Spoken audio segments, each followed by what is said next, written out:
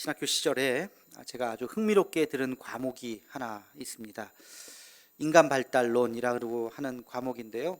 아마 심리학을 배우거나 그런 이론을 배우신 분들은 한 번쯤 다 들어보셨던 내용일 수도 있겠습니다. 인간이라고 하는 존재가 태어나서 그냥 그대로 가만히 있는 것이 아니라 점점 변해가죠. 그 변화를 우리는 성장이라고 이야기합니다. 성장 또는 발달이라고 이야기하는데, 몇 사람의 그런 발달론자들의 이론이 있습니다. 피아제의 인지 발달론, 콜버그의 도덕 발달론, 에릭슨의 인성 발달론, 그리고 제임스 파울러의 신앙 발달론이라고 하는 여러 사람들의 그런 이론들을 배우면서, 그렇지, 우리가 여러 가지 원칙을 가지고 우리 삶이 성장해 나가고 발전하는 하나의 과정이 있구나 하는 것들을 깨닫게 되었습니다. 이분들의 말이 진리는 아니겠지만 굉장히 좋은 하나의 통찰력을 우리에게 주고 있죠. 교회 생활이라고 하는 것도 우리가 가만히 생각해 보면 몇 가지의 단계들이 있다고 느낄 수가 있어요. 처음에는 교회 밖에 있었던 시절들이 있었죠. 대부분 아마 그러셨을 겁니다. 신앙생활에 대해서 관심이 없었던 시절. 뭐에 대해서 관심이 있을까요?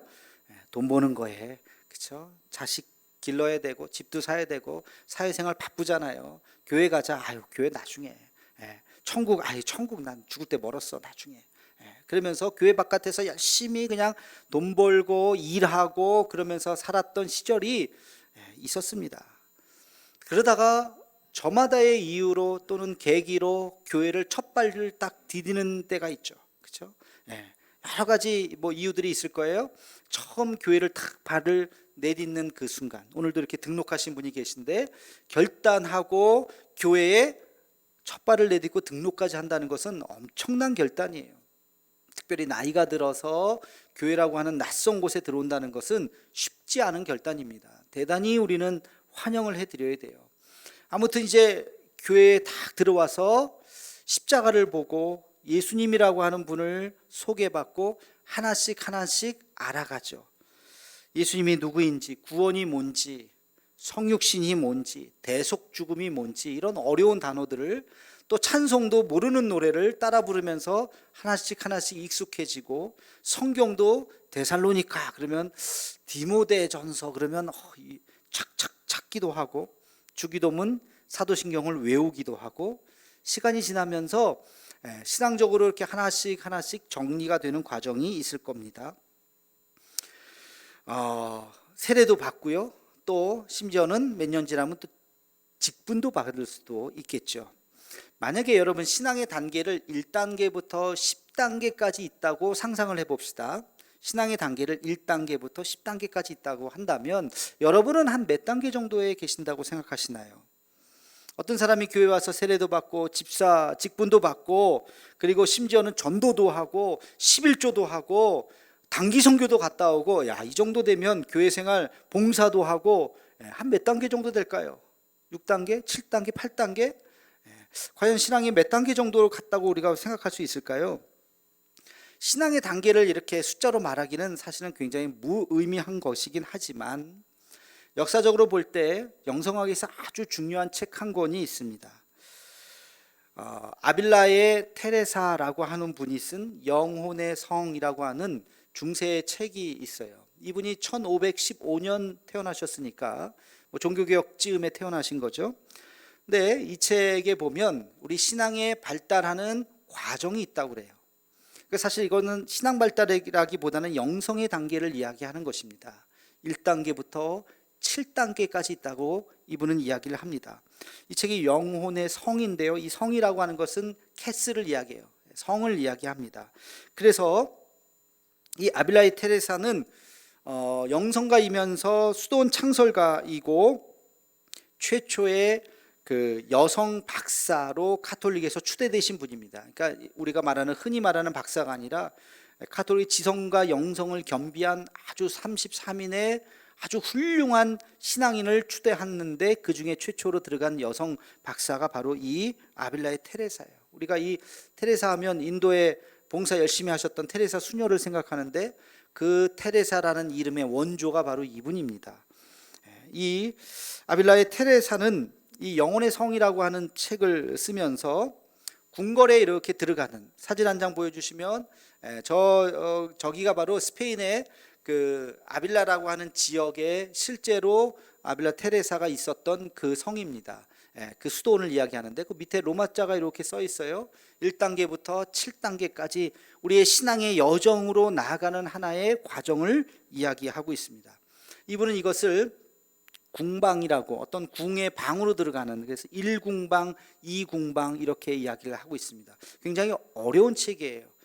그리고 머리를 위하기 특히 이 경험으로 쓴 책이기 때문에 어려운 책인데, 제가 그냥 간략하게 한번 요약을 한번 해보겠습니다. 제1궁방이라고 하는 것은 자기를 인식하고 하나님을 인식하는 단계예요.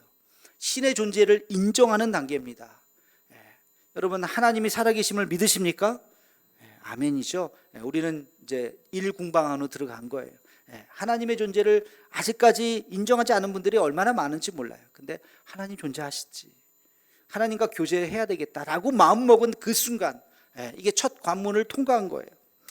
이 궁방은 이제 하나님에 대해서 호기심을 갖는 단계입니다. 배우고 연구하고 하나님에 대해서 더 깊이 나아가는 단계예요. 신앙에 열심을 내는 단계입니다. 세상은 참 허무해라고 생각하고 세상에 마음 두지 않고 하나님에게 마음을 두는 단계예요. 하나님을 더 깊이 사랑하는 단계고 신앙생활로 인해서 행복해지는 단계입니다. 제가 여러분들에게 물어보겠습니다. 여러분, 신앙생활하는 것이 행복하십니까? 아까보다 소리가 조금 줄었어요. 아직 1단계에 머무시는 것 같아요. 아멘 하신 분들은 이제 2궁방으로 들어가신 거예요. 2궁방에서는 신앙생활로 인해서, 주님으로 인해서 참 행복하고 주님을 사랑한다고 고백하는 단계예요. 요 단계가 2단계예요. 자, 3궁방으로 들어가면 어떤 단계냐면 겸손을 배우는 거예요. 이게 단순히 겸손이 아니라 자기의 교만함을 다 내려놓고 눈물로 회개하는 단계예요. 하나님 앞에 세상을 원망하는 것이 아니라, 왜 나를 요 모양으로 만드셨습니까? 나는 왜 이런 집안에서 태어나게 하셨습니까? 라고 원망과 불평이 아니라 하나님 앞에 나의 모든 존재를 내려놓고 회개하는 단계인 것입니다. 철저히 자기의 죄인임을, 벌레만도 못한 죄인이라고 하는 것을 고백하는 단계예요. 남을 탓하는 단계가 아니에요. 나 자신을 하나님 앞에 낮추는 단계예요. 그게 3단계라고 그랬어요.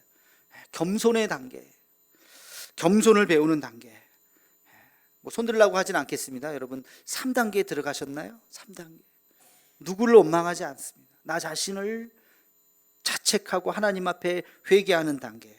자, 4단계로 들어가면 어떤 단계냐면, 4단계는 하나님의 신비를 경험하는 단계입니다. 인간의 한계를 넘어서는 단계예요. 기도를 할 때도 인간의 언어로 기도하지 않습니다. 우리가 지금 기도할 때 다 말로 기도하죠. 한국말, 언어로 기도하죠. 4궁방에 가서는 언어로 기도하는 것이 아니에요. 하나님 앞에 말로 막 부르짖으면서 기도하는 것이 아니에요.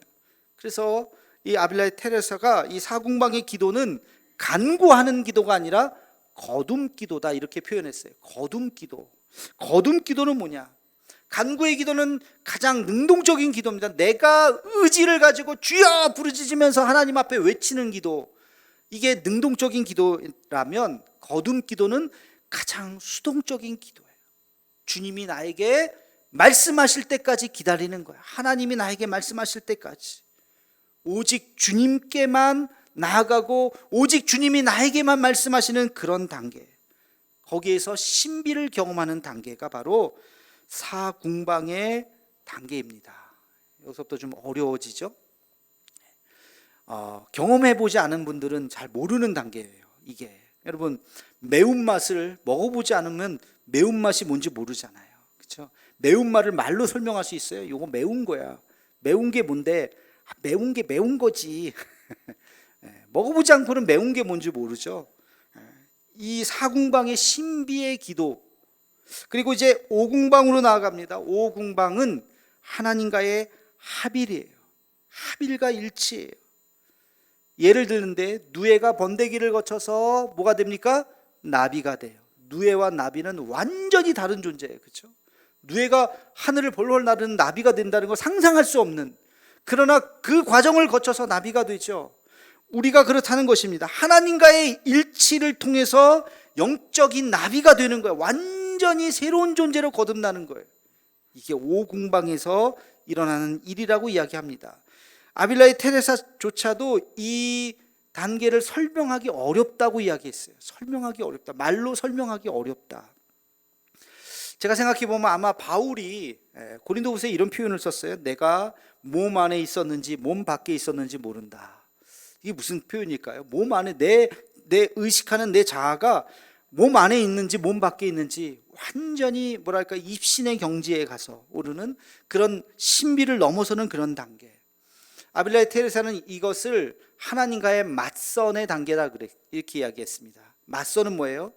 이제 선보고 결혼하기 전에 선보잖아요. 선보고 얼굴로 이렇게 보고 이렇게 악수도 하고 눈으로 보는 그 단계가 바로 이 오궁방에서의 단계예요. 6궁방은 약혼의 단계요. 마지막 7궁방은 결혼의 단계라고 이야기했습니다. 6궁방에서는 어떤 일이 일어나느냐면 굉장히 아주 어려운 일이, 이해하기 어려운 일이 일어납니다. 육체적인 고통을 동반하는 영적인 체험을 하는 거예요.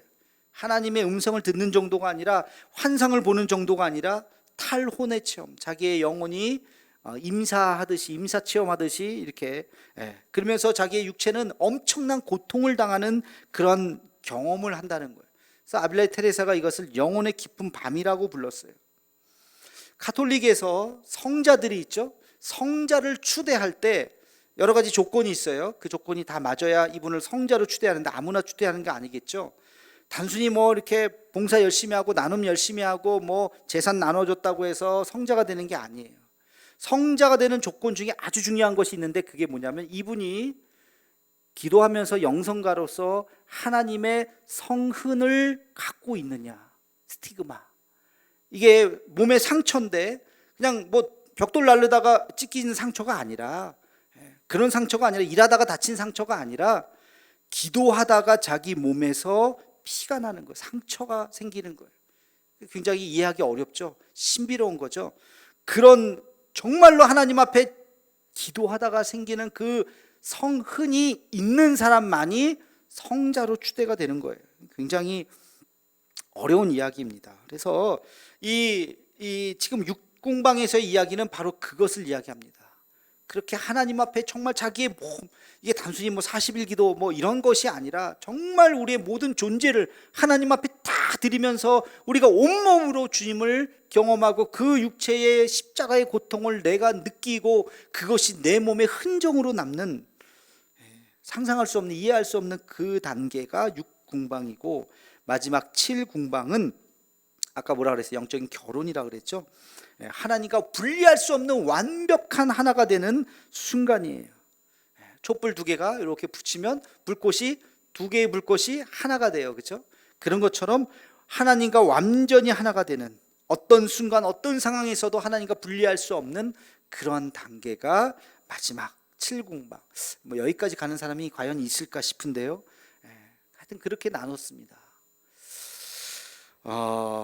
여러분 이 아빌라의 테레사의 기준으로 한번 우리가 생각을 해봤을 때 우리는 어디에 있을까? 1궁방은 일단 통과했어요. 하나님을 아니까. 2궁방까지도 갔어요. 주님으로 인해서 행복하니까. 그 다음에 나아가지 못하는 것 같아요. 2궁방에서 3궁방 왔다 갔다 거기에서 아직까지 나아갈 길이 너무나도 많은데 우리들의 모습은 그 정도쯤에 머물러 있는 것이 아닌가 하는 생각도 해보게 됩니다. 제가 지금 신앙의 발달 단계를 특별히 아벨라 테레사의 이 영혼의 성을 이야기하는 이유는 오늘 말씀을 제가 묵상하다가 하나의 단계를 발견했기 때문에 그렇습니다. 그것은 바로 사명의 단계예요. 베드로가 이야기합니다. 하나님 앞에 나아가는 자는 하나님 앞에 나아가는 그가 가지고 있는 그의 삶의 사역을 가지고 나가야 한다. 하나님 앞에 쓰임 받아야 된다. 그 예를 든 것이 바로 노아입니다. 노아가 하나님 앞에 쓰임 받았어요. 제가 노아를 묵상하면서 노아가 하나님 앞에 어떻게 쓰임 받았을까? 여기에도 신앙의 몇 가지의 단계가 있겠구나. 그래서 제가 오늘 말씀의 제목을 당신의 사명은 어디쯤 있습니까? 여러분의 사명은 그 단계 중에 어디쯤 있습니까? 우리의 사명의 단계를 한번 생각해 볼 때 어디쯤 와 있을까? 우리의 신앙의 단계를 생각해 볼 때 어디쯤 와 있을까?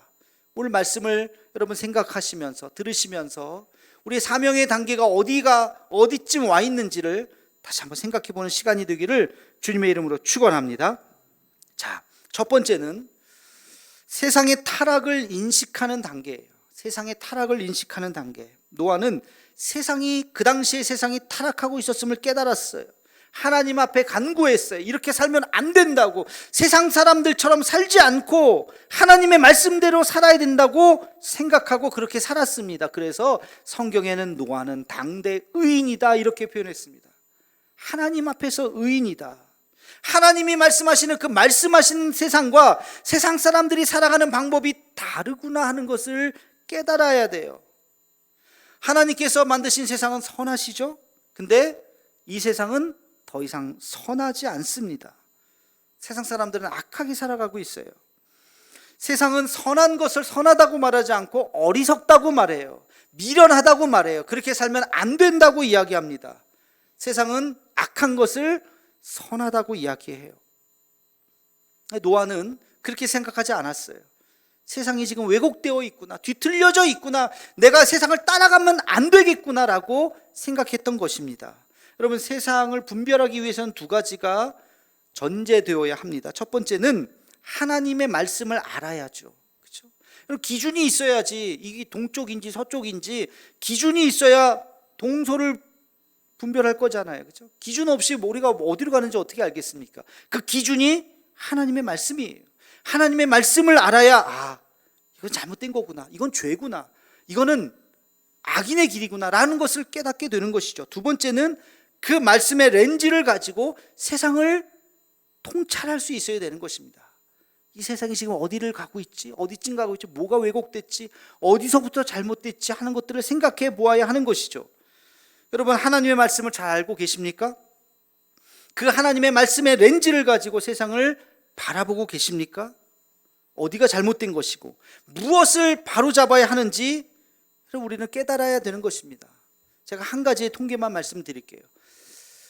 그 유튜브 채널 데이터 임팩트에서 제가 유상한 아나운서하고도 찍으면서 이것도 이야기한 거예요. 한 가지 통계, 전 세계 우리나라가 1위, 부끄러운 1위 자살률이죠. 자살률. 예전부터 자살률이 1위였는데 지금은 한 4, 5위 떨어지지 않았나 봤더니 아니더라고요. 여전히 우리는 최고로 1위더라고요. 어느 한 특정한 나이가 자살하는 게 아니라 10대부터 70대까지 골고루 다 자살해요. 야, 대한민국이 뭐가 좀 공기가 안 좋나? 살기가 어렵나? 우리가 못 사나? 굶어 죽나? 뭐가 왜? 우리보다 잘 사는 나라도 못 사는 나라도 많은데, 그리고 얼마나 우리나라가 살기 좋습니까? 겉으로 볼 때. 근데 왜 전 세계에 자살률 1위냐고요? 뭐가 잘못됐을까요? 왜 사람들은 살기 싫다고 목숨을 끊을까요? 어디서부터 잘못됐을까? 이것을 바라보는 눈이 우리에게 필요하다는 것입니다. 세상을 바라보면서 주님이 주신 말씀의 렌즈로 볼 수 있는 눈, 이것이 첫 번째 단계예요. 자, 두 번째 단계는 하나님의 음성을 듣는 단계입니다. 노아는 어떤 음성을 들었죠? 방주를 만들라는 음성을 들었어요. 그리고 내가 이 세상을 심판하리라, 이 땅을 내가 심판하리라, 너는 방주를 만들라라고 하는 주님의 음성을 들었던 것입니다. 여러분, 하나님은 왜곡된 세상이 그냥 그대로 있기를 바라실까요? 이것이 고쳐지기를 원하실까요? 대답해 보세요. 하나님이 원하시는 건 뭘까요? 당연히 고쳐지는 걸 원하시죠. 여러분 자녀들이 못된 짓 하고 마약하고 술 먹고 삐뚤게 막 나가는데, 그래 넌 그렇게 살아, 알아서 잘 살아, 그럴 부모가 있어요? 그럴 부모 없죠. 안타깝게 눈물로 기도하면서 그 자식이 돌아오기를 바라고 만나고 애쓰고 몸부림을 치겠죠. 하나님이 이 세상을 바라보시면서 마찬가지입니다. 이 왜곡된 세상, 아름답게 창조한 이 세상이 무엇인가 지금 뒤틀려져 있는데 이것에 대해서 안타깝게 생각하시는 거예요. 그래서 하나님께서 일하실 사람을 찾으십니다. 노아의 시대는 누구를 찾으셨어요? 노아를 찾으셨어요. 그리고 아브라함 시대는 누구를 찾으셨어요? 아브라함을 통해서 역사하셨어요. 그리고 다윗의 시대는 다윗을 통해서, 사무엘의 시대는 사무엘을 통해서 하나님께서 그 수많은 사람들을 통해서 왜곡된 세상을 바로 잡고자 애쓰셨던 것입니다. 여러분, 이 세상은 하나가 고쳐진다고 바로 잡아지는 것이 아니에요. 전반적인 그런 조율이 필요한 것입니다. 지금 이 세상에. 여러분, 교육으로 이 세상을 바로 잡아야 돼요. 왜 아이들이 자살할까요? 왜 공부에 대한 스트레스가 있을까요? 배움이 왜 이렇게 힘들고 어려울까요? 교육에 대해서, 이것에 대해서 고민하는 사람들이 나와야 합니다. 그리고 환경이 지금 무너지고 있는 이 시점에서 이 환경을 바로잡을 수 있는 무엇인가 새로운, 단순히 그냥 물건 아껴서 쓰자가 아니라, 분리수거 정도가 아니라 새로운 무엇인가의 발명품이 나와야 됩니다. 이 쓰레기 문제를 해결할 수 있는 무엇인가가 나와야 됩니다. 바이러스 때문에 지금 우리는 굉장히 어려워하고 있어요. 이 바이러스를 퇴치할 수 있도록 백신과 약과 이런 것들을 개발하는 사람들이, 의학자들이 나와야 하는 것입니다. 또 우리의 마음을 이렇게 정서적으로 잘 만져주고 용기를 줄 수 있는 음악가들, 작곡가들, 노래하시는 분들, 미술가들, 이런 분들이 나와야 돼요. 그래서 우리의 정서를 다시 회복시켜 주어야 하는 것입니다. 버려진 공간을, 못 쓰는 공간을 새로운 아름다운 공간으로 만들 수 있는 그런 건축가들도 나와야 되는 것입니다. 정의롭지 못한 세상을 정의로운 세상으로, 악한 사람들에게 벌을 주고 선한 사람들을 격려하는 그런 세상을 바로잡는 정치가들도 나와야 하는 것입니다. 수많은 사람들이 하나님의 마음을 가지고 이 세상을 함께 같이 하나가 될 때 우리 뒤틀려진 세상이 조금씩 바르게 하나님의 나라로 만들어질 수 있는 것이죠. 이것이 우리의 사명이 되어야 합니다. 노아는 그 음성을 들었습니다. 방주를 만들라. 그 당시 하나님의 해법이었어요. 그래서 노아는 방주를 만들었던 것입니다. 여러분들을 향한 하나님의 음성이 무엇입니까? 하나님께서 여러분들을 통해서 무엇을 하기를 원하십니까? 그 음성을 듣는 것이 바로 두 번째 단계라는 거예요. 그 음성을 듣는 우리가 되기를 주님의 이름으로 축원합니다. 자, 세 번째는요, 음성만 듣고 끝나는 게 아니죠. 음성을 들으면 어떻게 해야 돼요? 순종해야 됩니다. 아무리 음성이 들려와도 내가 아멘으로 순종하지 않으면 이루어지지 않아요. 하나님께서 모세에게 가라, 내가 너를 사용하겠노라 했는데 저 못 가요 하고 도망갔다면 출애굽의 역사는 일어나지 않았겠죠. 하나님께서는 모세를 통해서, 그리고 모세가 순종했을 때, 그 지팡이를 들고 순종했을 때 홍해가 갈라지는 것입니다. 여러분, 여호수아가 여리고성을 돌았어요. 그 여리고성을 돌라 그랬을 때 뭐 이런 걸 시키세요? 말도 안 되는 거를. 그러면서 제 나름대로 알아서 할게요 그랬으면 하나님의 역사가 일어나지 않은 것이죠. 아멘 하고 그 여리고성을 돌았을 때 여리고성이 무너졌던 것입니다.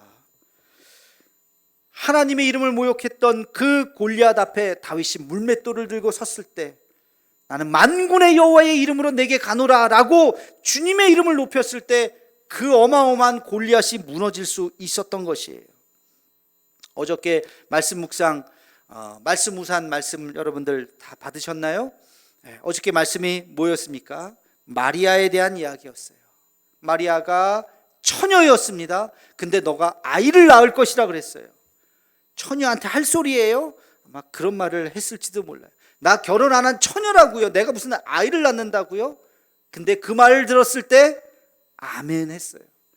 그 앞으로 다가올 수치와 모욕과 창피스러움과 이 모든 것들을 그가 가슴에 안으면서 성령께서 하신다면 아멘 하겠습니다. 여러분, 우리 마리아는 카톨릭에서 너무 높여놔가지고 우리가 좀 마리아에 대한 거부감이 좀 있지만, 그러나 순수한 마음으로 보면 그렇지 않아요. 마리아는 참 훌륭한 신앙인입니다. 훌륭한 하나님 앞에 순종한 신앙인이에요. 주님, 내가 여기 있습니다. 나를 사용해 주옵소서. 이사야의 그 순종이 그 시대에 하나님의 말씀을 선포하게 했던 것입니다. 여러분, 하나님께서 여러분에게 무엇을 말씀하시든지 여러분 아멘으로 순종해야 돼요. 내가 뭘 할 수 있겠어요? 이미 하나님은 결정하시고 판단하시고 우리를 부르신 거예요. 여러분이 다시 판단할 필요 없어요. 세례 요한은 주님을 예비하는 자로서 만족했어요. 나를 밟고 가 주시옵소서, 나는 여기까지입니다 하고 주님 앞에 엎드리고 예수님 앞에 엎드리고, 그리고 세례 요한을 넘어서 예수님께서 사역하실 수 있었던 것입니다. 우리가 어떤 사명을 받았든지 우리 그냥 문 열고 끝날 수도 있어요.